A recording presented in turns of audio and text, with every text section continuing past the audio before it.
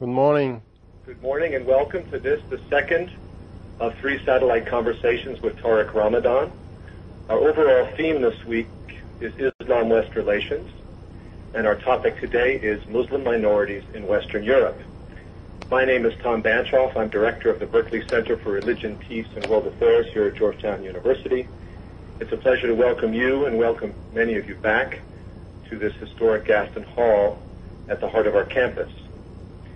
And now please join me in welcoming from a BBC studio in London, Tariq Ramadan.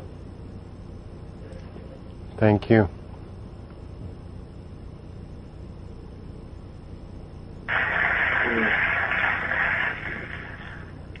Tariq, good to see you again. Good to see you. Thank you. We'll continue to work on that echo. Today is an opportunity to pick up on some of our conversations yesterday, to continue those and break some new ground. For those of you who weren't here yesterday, just a brief introduction. Tariq Ramadan is a Swiss citizen of Egyptian descent. He's widely considered one of the most influential and creative Muslim intellectuals in Europe today. He's a senior fellow at St. Anthony's College, Oxford, and president of the European Muslim Network, a think tank based in Brussels. He has a list of activities and affiliations too long to enumerate. I'll mention one affiliation because it links back to our topic today. After the July 2005 London bombings, Tony Blair named Tariq Ramadan to a national commission to combat extremism. In numerous books, articles, and lectures, Tariq Ramadan has advocated a self-confident Islam that engages Western institutions and values, engages, critiques, but does not reject. He casts Muslims not as a passive minority, but as active participants in civil society and political life in Europe and around the world. He's published many interesting and important books. I'll just mention 2. Western Muslims and the Future of Islam with Oxford University Press, 2004, and his just recently published In the Footsteps of the Prophet, Lessons from the Life of Muhammad, also with Oxford University Press. In my introduction yesterday, I touched briefly on the question, why can't Tariq Ramadan be with us physically today? As many of you know, the State Department revoked his visa to assume a professorship at the University of Notre Dame back in 2004. 3 years later, we have ongoing legal battles, accusations and counter-accusations, but we really still do not have a clear and convincing rationale for the U.S. decision. I don't want to dwell on this here. I will point you to a resource page we've set up on the Berkeley Center website, which tries to illuminate the controversy from many different perspectives. The point behind these events this week is to really move beyond the visa controversy to engage Tariq Ramadan's ideas. If we're serious about West Islamic dialogue, and that dialogue is a priority here at Georgetown and at the Berkeley Center, if we're serious about West Islamic dialogue, we have to listen to and engage the world's most important Muslim intellectuals. Tariq Ramadan is one. We can question him, we can criticize him, we can contradict him. We'll have a chance to do all of those today. But before we do, we should listen. So Tariq, today we look forward to listening to your reflections on Muslim minorities in Western Europe. There's much interest in the topic here in Washington, D.C. and around the United States. Our format will be the same as yesterday. You'll give a presentation of about 45 minutes. Go to a maximum of 25 past the hour. That will give us 30 minutes or more of time for Q&A from the audience. We have index cards that have been passed around that will give you an opportunity to pose questions. We've also had some people post questions online. So again, Tariq, thank you for joining us. We look forward to your remarks. Thank you. Thank you, Tom. Thank you again for this invitation. And as I said yesterday, I really want to thank Georgetown University and all the other organizations in the States that are supporting my case and saying that it's not acceptable for me today, for example, to speak from London while there is nothing in my record and I'm unable to enter the United States of America for reasons that are not real reasons, in fact, because just to be accused to have given some money to an organization 1 year before this organization was to be blacklisted in the States is just not following any kind of logic. But I don't want to come to this discussion. As you said, I think that the most important thing here is to engage in a debate, in a conversation around essential topics. But thank you for this support. I will not forget that, and it helps me and so many other Muslims not to confuse between the American people within academia, the average citizens, and the current administration. And thank you also for having invited my assistant Mona Ali, who is with you on my behalf in a way in Washington, and she is with me and supporting all this work, and I want to thank you for that. Let me start from the very beginning on this discussion about Muslim minorities in the West. Once again, with a short introduction, not so short, in fact, always my introduction are part of my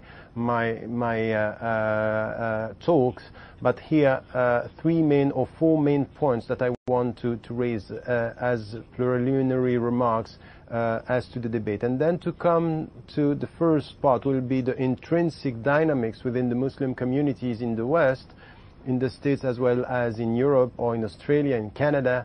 And then the second part will be from within the societies, the connections, the relationships and the environment, and in which way problems are arising, and at the same time in which way we have to avoid confusion in the debate, and then my conclusion on the whole topic. First thing that I wanted to say is really for us to understand that the Muslim presence in the West, in fact, is not a new presence. And maybe because we have today a selective approach of our past in Europe or in the West or in the States, we tend to think that Islam is in fact a foreign religion arriving in our countries just after the Second World War.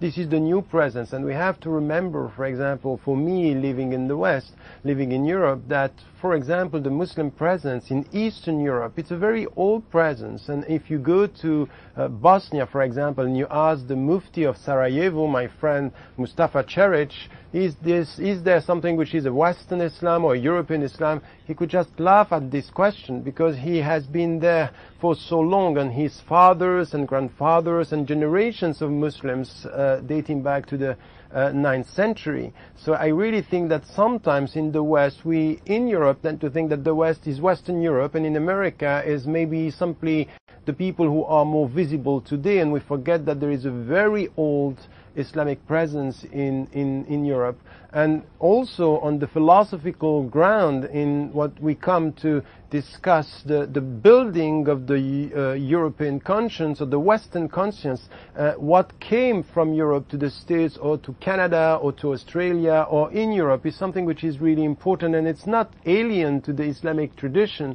when it comes to, for example, Aristotle, Plato, and all what we call the real, true Western philosophers. In fact, were known and not only translated but commented and understood by Muslim philosophers, and this presence is very old. So here there is something which is really important for us. It's the reduction of our past is putting Islam outside the realm of the Western psyche, which in fact, historically speaking and scientifically speaking, is wrong. And it's not a superficial statement or something that we can put aside when it comes, for example, to discuss the Pope's statement about, the roots, the Greek and Christian roots of Europe, for example, because this is something which is, once again, a reduction of the past. The second point, which is important, is this new presence. Yes, there is a new presence in the West after the Second World War, mainly coming from economic reasons in Europe, and not exactly the same. The States being a space of immigrations from the beginning, It's that you have Muslims going there, and it's not the same background, not the same social status in the countries of origin, but in fact they arrive approximately at the same time. The new presence, once again there is an old one. This new presence, in fact, should be understood in two phases. The first phase is that we had people coming and they were having this idea that one day they would go back home. It was the same even for the migrants in the States. Many of the people who were leaving for political reasons, or they were coming to get some work in the States or in Canada, and coming for economic reasons, mainly modest backgrounds, for example, in Europe, they had this idea that one day they will go back home. And they were organizing themselves of all the immigrants, and for this there's nothing new for the Muslims here. Which is exactly what happened with the Spanish when they came to France, to Switzerland, or the Polish and or the Portuguese today, is that they come together as something which is the first kind of attitude that you have when you come in a new country. You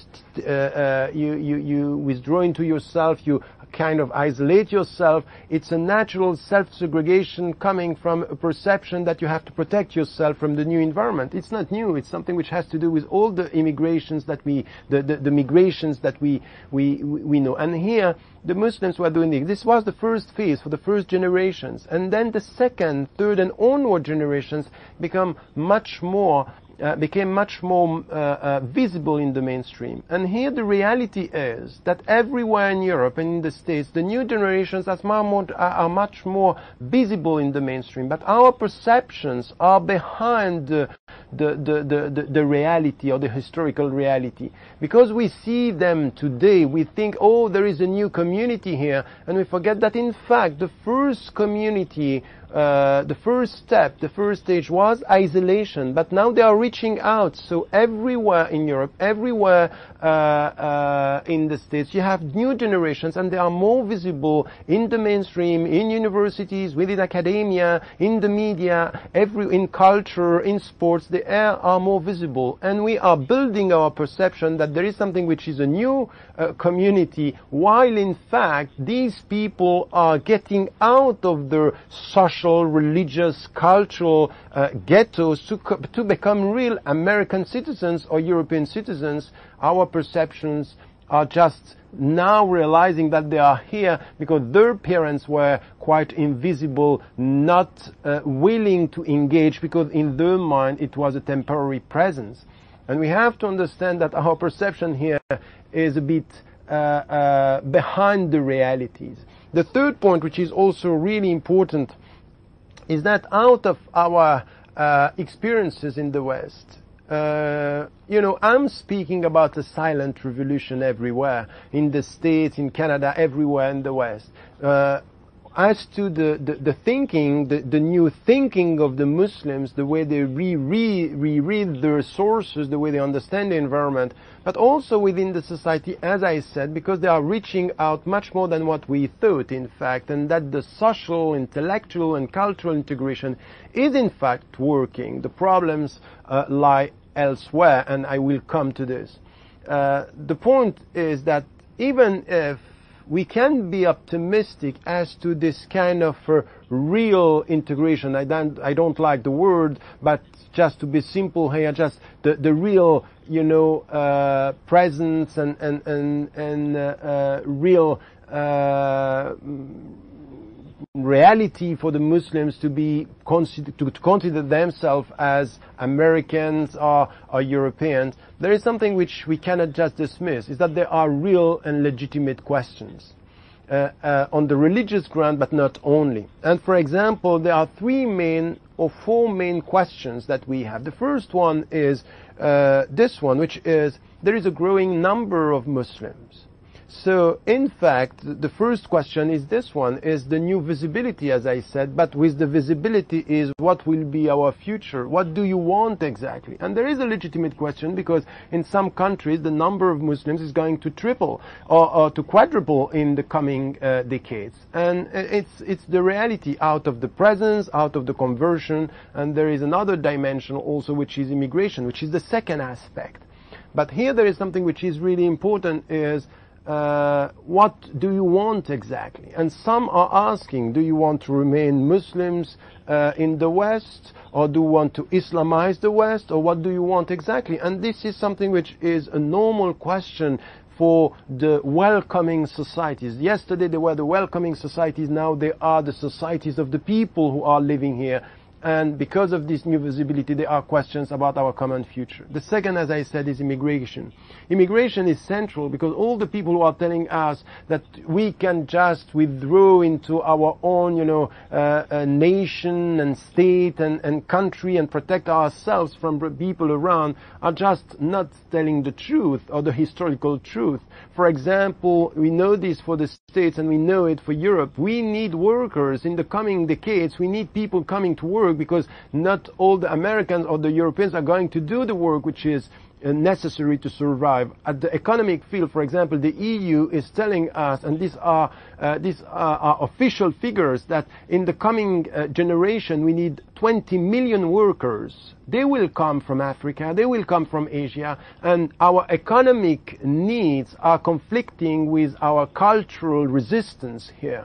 And this is something which is really important, because there is a growing presence, and immigration is it's continuing, and it's not going to end and to stop. So we have to deal with this. So there is a legitimate fear here.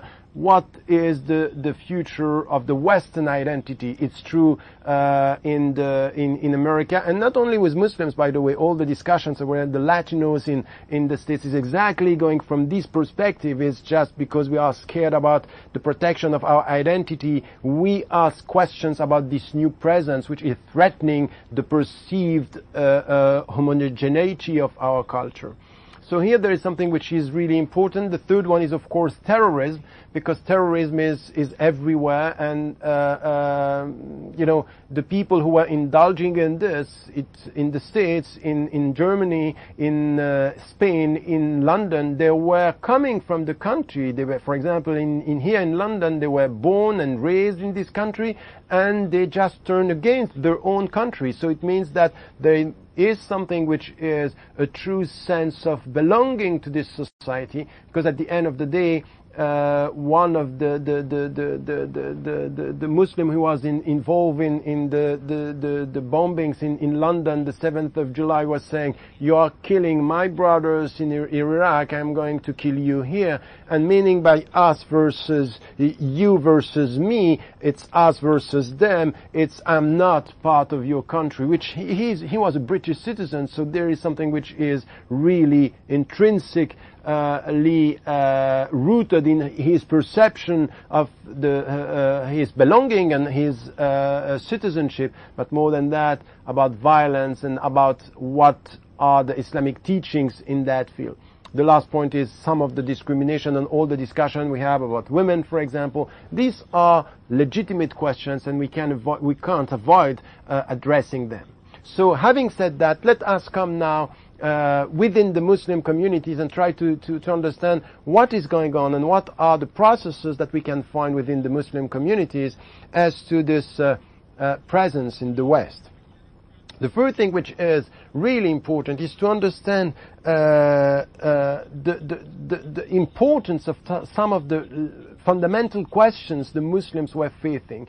And the first Muslim coming, this new presence just after the Second World War, raised many questions about how could we remain faithful to the Islamic principles and at the same time being involved in a new environment. And this new environment has a specificity which is not to be a majority Muslim society. So here we had something which was the first question, and the first question is really important, and up to now it's not going to end because we have this immigration going on. It's the differentiation, the distinction between what is religious and what is cultural. The first Muslims, the first generation, were coming with the idea of the right way to be a Muslim in America, or the right way to be a Muslim in Europe is to remain a Moroccan Muslim, an Egyptian Muslim, a Syrian Muslim, a Pakistani Muslim. And in fact it was bringing with us the cultures of origin, because this was the only way in the psyche, in the understanding for the people who have, for example, a modest background, and for even for the more educated people. It was just the natural way to think about being a Muslim. Our presence, and with the second generation, and the gap between the generations, don't forget this, because it's really important. There is a gap here which is very difficult.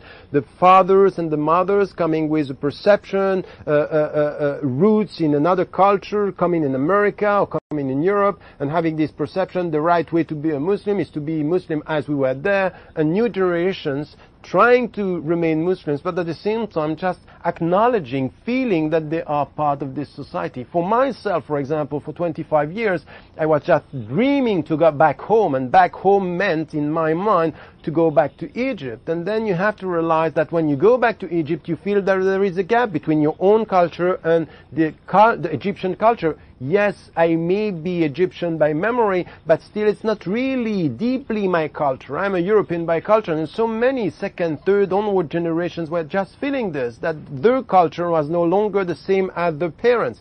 So, how to remain faithful to the Islamic principles and at the same time to build something which is a new relationship with the new culture, surrounding culture, American culture, European cultures, because we don't only have one. By the way, even in America, you don't only have one. The culture in the East Coast is not exactly the same as the Western Coast, and quite different from the middle of the country, because this is the reality. So we have to deal with cultures, and there is something which is really important. So to extract the Islamic principles from the text without confusing them with the culture was the first process, and helping the Muslims to say, for example, today that there is no contradiction between being a Muslim by principles and at the same time integrating the surrounding culture, because not everything in the countries of origin or the cultures of origin is good. You have to be critical. For example, not everything in the Egyptian, Syrian, Pakistani culture is good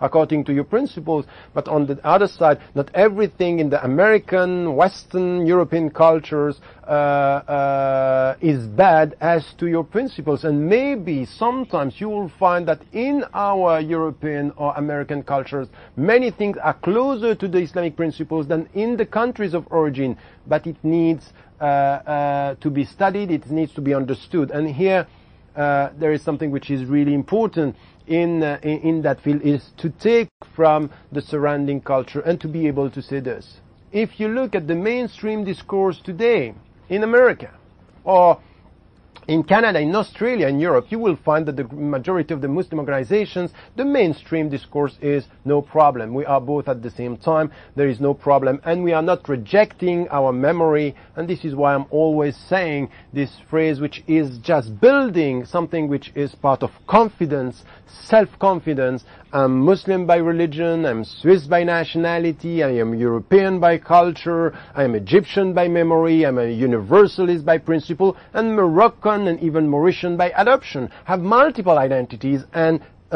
something which are my principles that are helping me to remain who I want to be. And then at the same time it will be exactly the same for the Americans, feeling that they are American by culture and Muslim by religion with no problem. But this was the first question, and a very deep question. It meant a second level, and this is what I tackled right now, is the question of identity. Is not to have a perception that we have a close identity. We have multiple identities and moving identity, meaning by that even for myself during my life, I'm moving from one identity to another, building a multiple dimensions in my identity with the same principles. And this is something which is really important. And by the way, it's not only important for the Muslims, it's important for all our fellow citizens, not to, because of we are scared of who is not us, who is not like us. You know, when you don't know who you are scared of who you are not. So you are building something which is an identity by contradiction or through a contradictive process. I think it's really important to understand that confidence is something which is important, and to build this multifold understanding of our identity, it's important. For the Muslims, it was important, meaning by that the third concept here, which is really important, is belonging and loyalty. And here, when it comes to leaving the country, once again, not all the Muslims, by the way, agree on this, because as I said yesterday, we have currents and trends, and some are saying we are here and we have to isolate ourselves, we are not committed to the society, we just have to protect ourselves from what is around us because it's threatening our very Islamic Muslim identity. But this is not the mainstream. These are the literalists, or these are also the traditionalists. We may respect them. By the way, I really think that we have to be very, very cautious in the way we portray or deal with, these discourses. I will challenge their understanding of Islam, but I will not dismiss their point. I can understand, for example, that for a while a young Muslim, could think that to withdraw into himself or herself, to build his or her personality, could be part of a trajectory, that part of an human experience. We can just understand that when you are a teenager, you can go through this. It's sometimes a question of time. You are not building your identity once and for all. It's a moving process. Sometimes it's out of reaction, sometimes it's out of confidence, and we have to look at this. We need some psychology here. And then when it comes to deal with literalists or conservative in that field, and who are saying, no, I don't want to mix, I don't want to be involved in the society, my identity is against who you are, we have to deal, to challenge, to just not to ban these from the discourse, just not to put them in the extremist box, because in fact you can be a conservative, a literalist or a traditionalist without being an extremist. So we have to challenge these ideas and also to help the people to move. It's to move and to understand better their environment. But the belonging is something which is really important, the loyalty. And to say, for example, when you live in a country, this is the mainstream Islamic discourse today, when you live in a country, you respect the constitution, you respect the legal framework, and you abide by the law, because these laws you abide by them because you accepted explicitly or implicitly. There is a contract between you and your society that these laws are the common legal framework within which you have to act and to behave. And this is what we are saying. So this legalist approach from the Muslims as to the legal framework is everywhere. And in fact, millions of Muslims, of Western Muslims, are today, and I'm not saying Muslims in the West, I'm saying Western Muslims, meaning Western by culture and Muslims by religion, and they are Westerners. They are in their civilization, in their area of reference, a universe of reference. And here, millions are just abiding by the law, and there is no problem for millions. We are obsessed by few who are destroying and not seeing the many and the great majority who is just involved. So there is something which is here a very important reality, which is the sense of belonging. And we had some discussion about, yes, but when there is a conflict, and for 15 years I have been trying to study what are these points of conflict, and at the end, once again, I said that yesterday, but when it comes to understand the flexibility of the Islamic legal tradition and the latitude of our constitutions, you can just find a way to agree, or to find a way to help the Muslims to remain who they are, and at the same time to respect the legal framework within which they live. So there is no real conflict here. And even in the military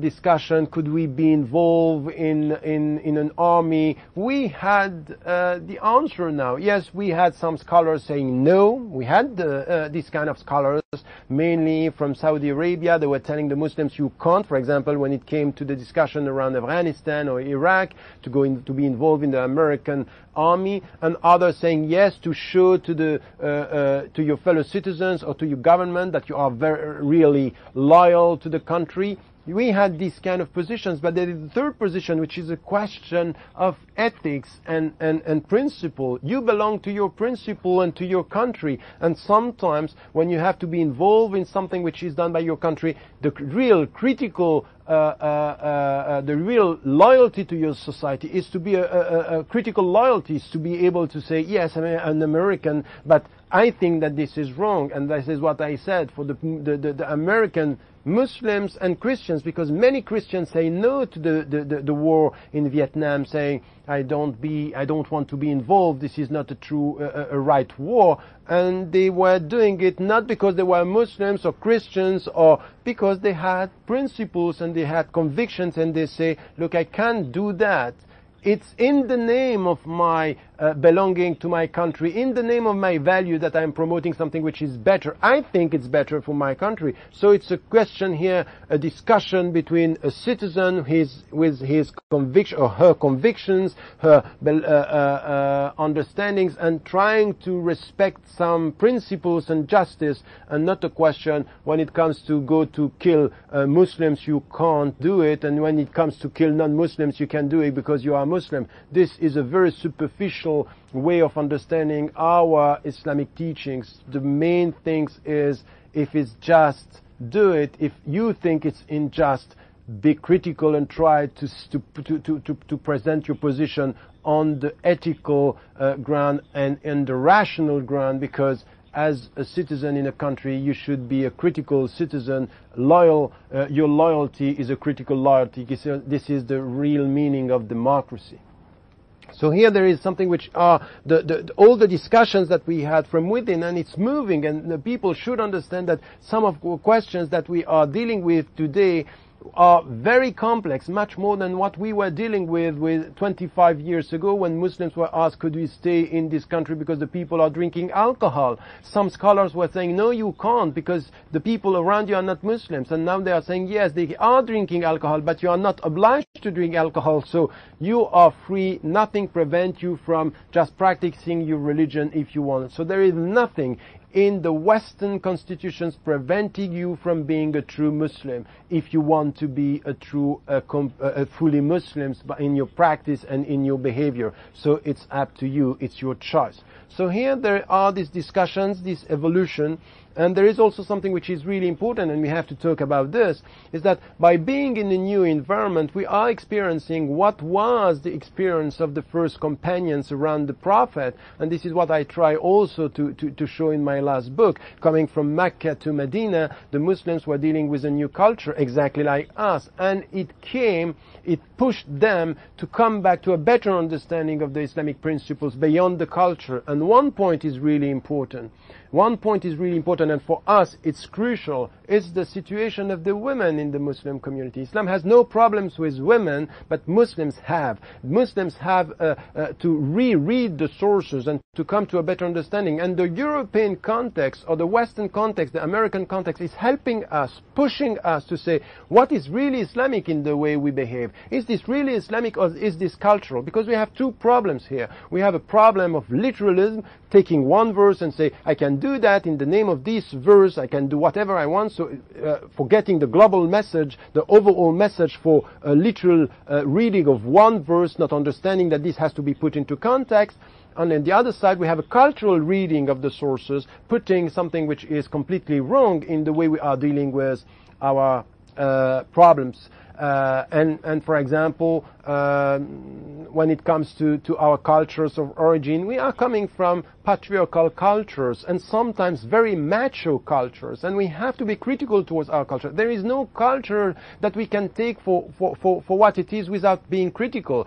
It's something which is really important. The dignity of the human being is to be able to be critical with his or her culture, be it American, European, African, Egyptian, Syrian. This is what is defining your mind, your autonomy, your capacity to be critical. Don't accept anything coming from your culture with its excesses or its deficiencies. It's something which is really important. And we have this problem. And to be able, for example, to say, look, as to the Islamic teaching, there is something which is a deficiency from the very beginning, and it's not coming from the text, it's coming from our reading of the source, that the Muslims from the very beginning were not talking about the women as women per se, as a human being. They were talking mainly as women, the women as to their function in the society as a mother, as a daughter, as a wife, and not as a human being. And you know, this definition of what is femininity femininity, what is a human being, what is to struggle for your rights and to get your rights, because we have a very general discourse about the fact that there is equality before God, and then we don't come to the true understanding of what does it mean within our society. So for example, very simple thing, but the starting point of our discussion, to be able to say from an Islamic viewpoint, and this is coming from my environment pushing me to come back to a better understanding of the text, because the environment is asking me question, is this Islamic or is this cultural? And for example, domestic violence, it's not Islamic.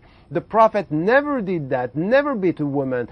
Forced marriages, it's not Islamic. Honor crimes, it's not Islamic. Former circumcision is cultural, it's not Islamic. So to have this discourse is also coming from where we are. And why is it important? Because our presence in the West is pushing us to come back to a better understanding of our sources and sending back messages to the Islamic majority countries to say what you are doing, and this is what I'm doing. You know, I was last summer in Africa and also visiting Morocco, Jordan, Indonesia, and to be able to tell the people there, look, what you are saying about female circumcision is not Islamic. What you are saying about forced marriages is not Islamic. When you are talking about polygamy with no conditions and not, for example, saying to the first woman that the first wife that she can say no to this, it's really important, because our experience in the West is now nurturing a better understanding of the principles and spreading it around as Muslims and to the Islamic majority country. And this is why our voice is heard there.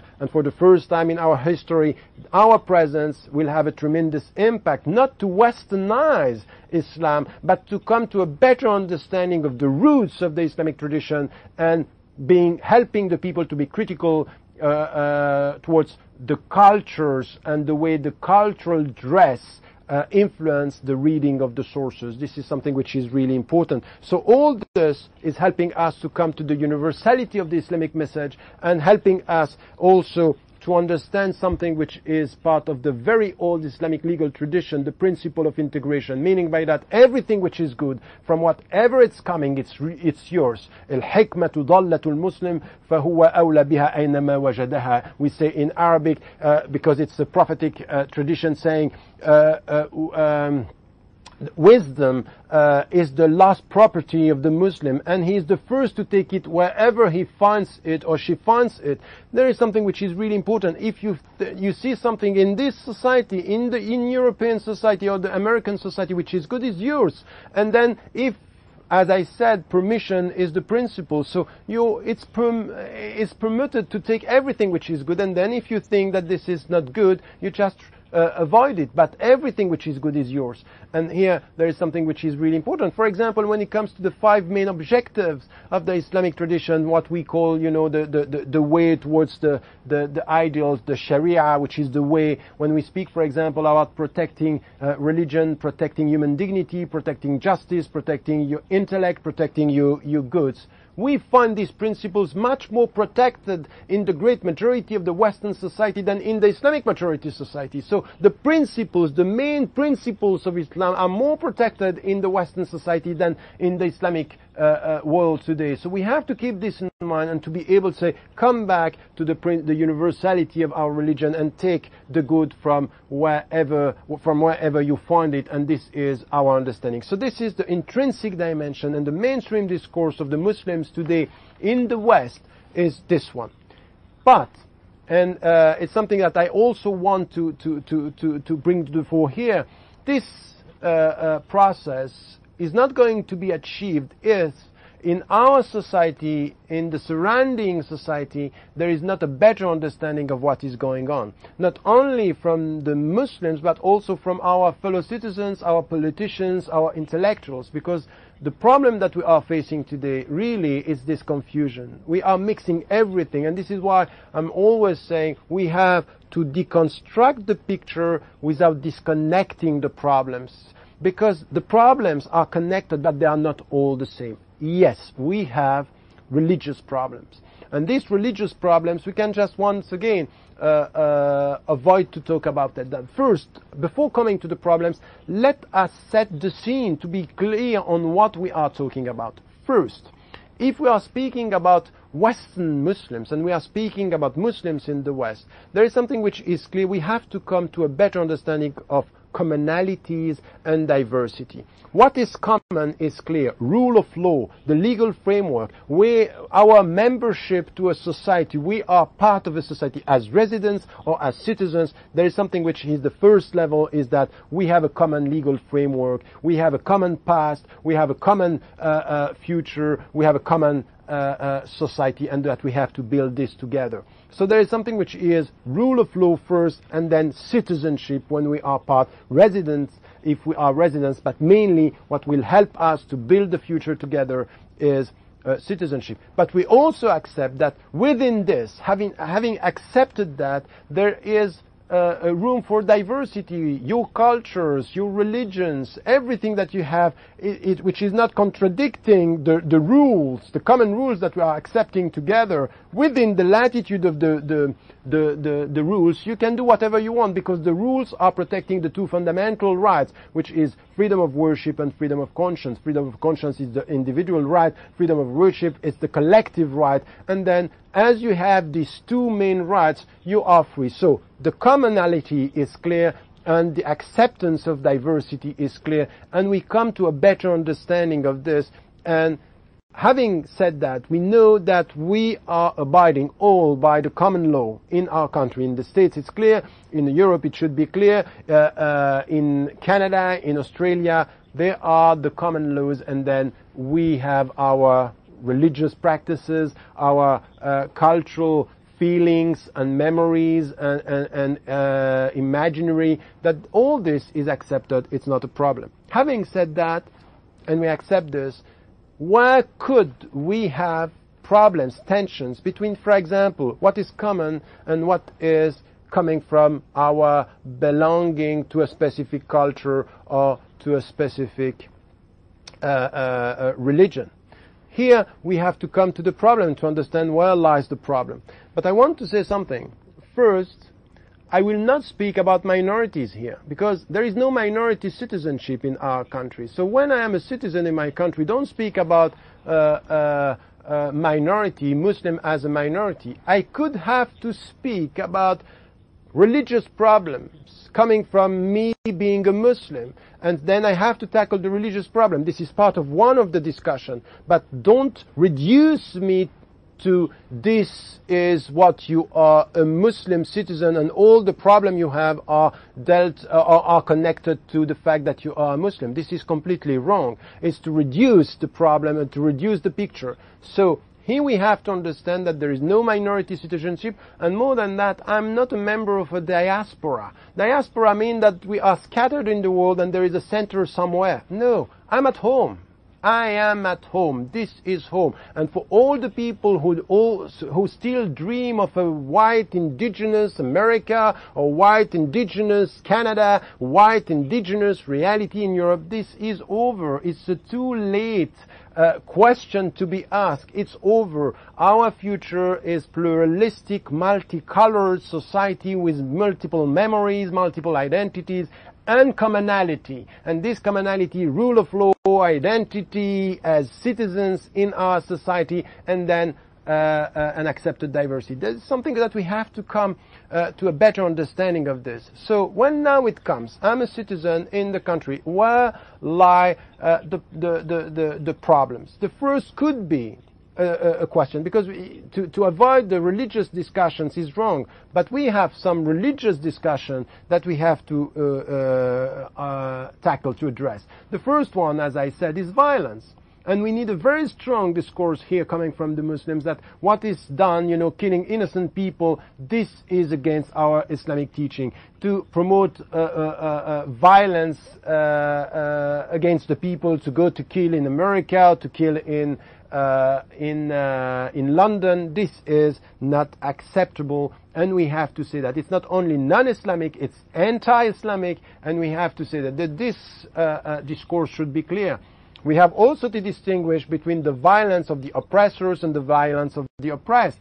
For example, when it comes to people in the world resisting oppression, we also have to come to the complex reality and not having simplistic, statements as to say all kind of violence are rejected. I would say that I am against violence, but I cannot just say that all the violences are the same, and when you are resisting oppression is not the same as when you are an oppressor. But killing innocent people, killing women, killing children, all this, all what we have, the terrorist attacks and this kind of suicide bombings, this is anti-Islamic. Our discourse should be clear. And this is a religious discussion that we have. As I said about women, we have to come to a better understanding of the rights, women's rights in our society, and to help the process here. And all the other religious discussion that we can have, these are discussions coming from the religious ground. But not all the problems that we have now are religious problems, and we are confusing with which kind of other problems. We are dealing with problems that have nothing to do with religion here. When it comes, for example, to unemployment, discriminations on the job market, in housing, for example, these are not religious problems. These are social problems, and we have to deal with them with social policies, urban policies. And the problem is that very often our politicians, it may be in the States or in Europe or in Australia, we saw this during the last weeks, people coming and telling us that okay, they have this problem because they are Muslims or they are coming from abroad. So we are essentializing the problem, making it cultural or religious because we don't have policies. So it's a political game to just to target these people as Muslims where they are citizens. We saw this in the French suburbs. It has nothing to do with Islam. They were doing exactly what the French citizens are doing when they are not happy. They are demonstrating and they are saying to their society, to their government, treat us as equal citizens. And by the way, what the French young citizens were doing, and you know, we were portraying them with immigrant background or with a religious, an immigrant religion. It's as if in our mind Islam is still an immigrant religion. I'm sorry, Islam is a Western religion, is a European religion, is an American religion, and we have to keep this in mind. It's over this discussion about, is it possible for Muslims to be a Westerner? This question is just showing how much you are far from the reality of your society. Because millions are already doing this, or practicing this, or behaving as Westerners and at the same time being Muslims.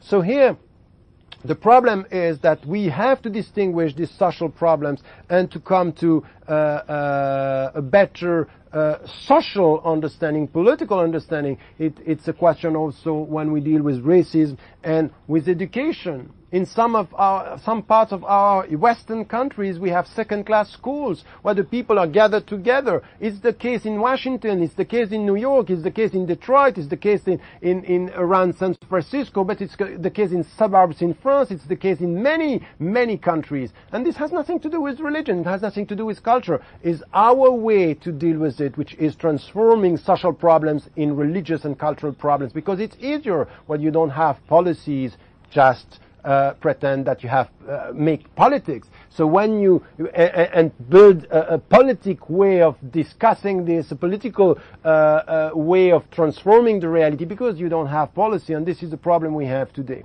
So here, these are socio-economic realities, but we also have something which will be a very, very important in the future, and it's a third level, which is political dimensions, because the Western Muslims now are citizens, and they are coming from Africa, they are coming from the Middle East, and they have a perception of what is going on there, and they want to influence the national policy. They want to be heard, for example, in America, saying that the war in Iraq was a mistake. They want to be heard in Europe saying that, for example, what I'm always saying, the unilateral support of America towards Israel is not helping the peace process, is just not first recognizing the dignity of the Palestinians and at the same time not helping the process here. By being citizens and having these voices from within, it's clear that you will have a political game on this, that you will have people not accepting the true political integration because they are threatening the old, equilibrium that we had in the West. And we cannot just neglect this or dismiss the point, because here we have political problem, and it's true in Iraq, it's true in Palestine. It's not really visible yet in the States. But I can tell you that in many European countries, and here in UK, it's very important because the presence of the new citizens, now British Muslim citizens, being vocal and asking the government in the name of democracy not to do what they are doing and not to deal with dictatorships or not to go to kill innocent people, because at the end of the day the Afghani people had nothing to do with the bombing in the States and so many were killed. So the problem here is also to understand the political dimension of it. So having said that, and to conclude, I think that we need to understand that it's a complex reality here and we have to deconstruct all this, and not everything has to do with religious problems, and we have to isolate the religious problems and to come to a discussion about citizenship, belonging to the same society, and social policies. And here this has nothing to do with our religious belonging, but with our commitment to our society. And this is why the great majority of the Muslims don't have a problem with the laws. They don't have a problem with the legal framework. They have a problem with the discrepancy, the contradiction between the stated laws and the implementation of these laws. Because this is the problem. I don't care, saying that in America it could be better than in France, or in France better than in Germany, or in the UK. This discussion is useless. In fact, we have to compare the like with the like, and to have to compare what are the ideals in every single society with the practices. When you are talking and telling me equal citizenship, true democracy, transparency, no discrimination, no racism in my country, I want to see this on the ground. I want to see this at the grassroots level. I want to see people just having this done and being and promoting, consistent practices, political and social practices. And this is what is important, to compare the American ideals with the American practices, or the French or the British or any kind of societies. And here we have problems. For example, as to the veil in France, you have some discussions here very quickly. The first one is, for example, to say, as a Muslim, I would say, it's against Islam to impose into a woman to wear the headscarf. It's against human rights to impose into her to take it off. I think that this is the only rational and reasonable approach. No imposition. And in fact, the French legal framework are just accepting this. But because of the new visibility of Muslim, where the fear was spread around, and it was in fact a law of fear which was decided in March 2004, trying to protect the French society from this new visibility in the schools, and saying no veils, no headscarves in the school. And I think that it's a bad law. It's a bad law. Now, when I'm asked, because it's targeting young girls between 14 and 17, I'm asked what should we do, is between wearing the headscarf and going to school. Go to school during this period because it's imposed onto you, but as a citizens continue the struggle, as a citizens within the democratic process, just show that this laws is discriminatory. It's a law of fear. It's not a law of justice, because it's targeting specific people, and it's against the spirit of the previous law. Because at the end of the day, if you change the law, it means that before that it was not forbidden. So we needed a new law to make it unlawful. And we have, all the discussion around the Pope's statements, and it came back to, for example, what I said about, the roots of Europe, showing or trying to show that Islam is outside the realm of the West. It's wrong. Islam is part of this. So we need all this discussion about, the psychology of our discussion to show that Islam has been there for a long time. It's part of the roots of Europe. That the legal framework should be the one that we rely on, and we are not using a double standard policy when it comes to Muslim. There's something also which is really important about the fact that we are asking ourselves now in Europe, could Turkey be part of the European continent? As if, because they are Muslims, they can't. And now we have to come, and once again, it's a question of consistency. Do they abide by the law? Do they abide by the human rights? If